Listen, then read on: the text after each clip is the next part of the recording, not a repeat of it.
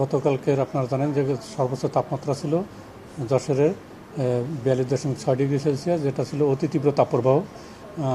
যশোর ছাড়াও চুয়াডাঙ্গা এবং পাবনাতেও অতি তীব্র তাপপ্রবাহ বিদ্যমান ছিল। আর ঢাকা, রাজশাহী এবং খুলনা বিভাগের বেশ কিছু জেলাতেই তীব্র তাপপ্রবাহ বিদ্যমান ছিল।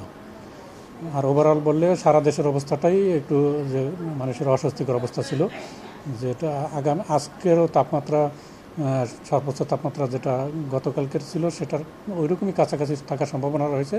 তবে রংপুর বিভাগে গতকালকে যেহেতু তাপমাত্রা অনেক কম ছিল, অর্থাৎ তাপপ্রবাহ ছিল না, সেখানে আজকে তাপমাত্রা বৃদ্ধি পেয়ে 1 থেকে 2 ডিগ্রি সেলসিয়াস বৃদ্ধি পেয়ে এটা তাপপ্রবাহের মধ্যে চলে আসার সম্ভাবনা রয়েছে।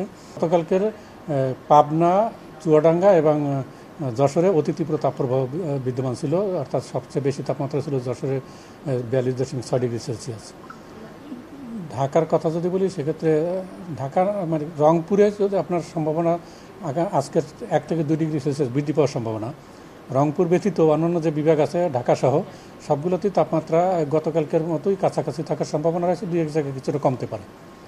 তবে এই যে দিনের তাপমাত্রা আমাদের 1 থেকে 2 ডিগ্রি সেলসিয়াস স্বাভাবিক চেয়ে বেশি আছে, পাশাপাশি কিন্তু রাতের তাপমাত্রা কিন্তু স্বাভাবিকের চেয়ে 4 থেকে 5 ডিগ্রি সেলসিয়াস বেশি আছে। এই রাতের তাপমাত্রা বেশি থাকার কারণে কিন্তু অস্বস্তির পরিমাণটা বেশি আছে। পাশাপাশি বাতাসে জলীয়বাষ্পের পরিমাণও অনেক বেশি আছে। এই জলীয়বাষ্পের পরিমাণ বেশি থাকার কারণে এবং রাতের তাপমাত্রা বেশি থাকার কারণে আমাদের অস্বস্তির পরিমাণটা বৃদ্ধি পেয়েছে। অর্থাৎ যদি দিন এবং রাতের তাপমাত্রার পার্থক্যটা বেশি থাকে তাহলে কিন্তু আমরা স্বস্তি অনুভব করি তাপমাত্রা বেশি থাকার পরেও। কিন্তু এক্ষেত্রে দিনের পাশাপাশি রাতের তাপমাত্রাটা অনেক বেশি আছে, অর্থাৎ 30 ডিগ্রি সেলসিয়াসের কাছাকাছি আছে। এই অবস্থাটা সামনে আস্তে আস্তে একটু তাপমাত্রা কিছুটা কমে যাওয়ার সম্ভাবনা আছে 24-25 তারিখে, অর্থাৎ 24-25 তারিখে সারা দেশে বিচ্ছিন্নভাবে বৃষ্টি বা বজ্রসহ বৃষ্টিপাতের একটা সম্ভাবনা রয়েছে। এই বৃষ্টির কারণে 24-25 তারিখে তাপমাত্রা কিছুটা কমে যাওয়ার সম্ভাবনা রয়েছে। এরপর আবার 27-28 তারিখের দিকে কিন্তু তাপমাত্রা আবার বৃদ্ধি পেয়ে আবার এই পূর্বের অবস্থা ফিরে আসার সম্ভাবনা রয়েছে। এপ্রিল মাস জুড়েই এইরকম তাপপ্রবাহের যে এই অবস্থাটা বিদ্যমান থাকার সম্ভাবনা রয়েছে। পাশাপাশি মে মাসেও কিন্তু এই ধারাটা কিছুটা অব্যাহত থাকার সম্ভাবনা রয়েছে। আমাদের 24 ঘন্টার যে পূর্বাভাসে বলা হয়েছে, সেখানে কিন্তু দেশের উত্তর পূর্বাঞ্চল অর্থাৎ সিলেট বা ময়মনসিংহ এবং চট্টগ্রাম বিভাগের কিছু অংশ, এই উত্তর পূর্বাঞ্চলটাতে বৃষ্টিপাতের একটা কালবৈশাখী বৃষ্টিপাতের সম্ভাবনা রয়েছে। এটা আগামী 3 দিনই বৃষ্টিপাতের সম্ভাবনা রয়েছে। এছাড়া অন্যান্য অঞ্চলে আগামী 3 দিনে তেমন বৃষ্টিপাতের সম্ভাবনা নেই। তবে 24-25 তারিখ সারা দেশে বিচ্ছিন্নভাবে বৃষ্টিপাতের একটা সম্ভাবনা রয়েছে, ফলে কিছুটা তাপমাত্রা কমতে পারে। আসলে হিটওয়েভ কোথাও কোথাও তীব্র থেকে অতি তীব্র পর্যন্ত আছে। এই মাত্রাটা হয়তো সামনে 2-3 দিন পরে একটু কিছুটা কমে আসতে পারে, কিন্তু হিটওয়েভ একেবারে শেষ হবে না, এটা চলবে। এরপর 27-28 তারিখে আবার তীব্র থেকে অতি তীব্র তাপপ্রবাহ আবার ফিরে আসার সম্ভাবনা থাকবে। এবং শুধু এপ্রিল না, এরপর মে মাসেও কিন্তু আমাদের তাপপ্রবাহ থাকে আর কি। সবচেয়ে আমাদের বাংলাদেশের রেকর্ডে সবচেয়ে যে বেশি তাপমাত্রা, সেটা কিন্তু মে মাসে 45.1 ডিগ্রি সেলসিয়াস। আসলে অন্যান্য বছরের তুলনায় এবার কিন্তু তাপমাত্রাটা একটু বেশি আছে। সিভিয়ার থেকে ভেরি সিভিয়ার তাপপ্রবাহ বিদ্যমান আছে।